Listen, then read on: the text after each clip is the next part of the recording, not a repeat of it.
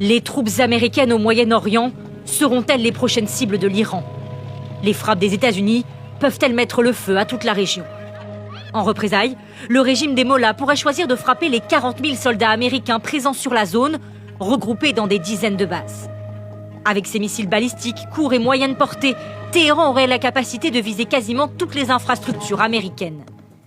C'est ce qu'avait fait le régime en 2020, suite à l'assassinat par les États-Unis du général Soleimani. Des installations américaines en Irak avaient été durement touchées par des tirs de missiles. Aujourd'hui, plusieurs bases françaises se trouvent aussi dans la région. Les Iraniens pourraient répondre de manière très importante et douloureuse pour les Américains. Mais ça ne veut pas dire une escalade globale. Les deux parties veulent éviter cela. Des frappes par des alliés de l'Iran sont-elles aussi possibles? Le Hezbollah au Liban et le Hamas à Gaza ont été très affaiblis par Israël. Le nouveau régime syrien, lui, semble se positionner en simple observateur. Les rebelles houthis au Yémen, eux, considèrent les frappes américaines comme une déclaration de guerre. Mais l'Iran conserve encore de nombreux alliés. La Russie de Vladimir Poutine, la Chine de Xi Jinping et récemment la Turquie de Erdogan.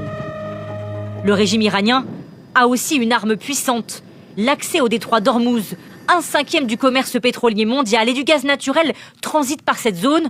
Une fermeture serait catastrophique. S'il venait à être bloqué, il n'y a pas de solution de plan B. C'est-à-dire que la solution, elle est, ce que l'on a vu dans la crise avec les Russes, c'est une envolée des prix pour que la demande baisse. Les États-Unis se préparent aussi à de potentielles prises d'otages de leurs ressortissants et à des attaques terroristes directement sur leur territoire.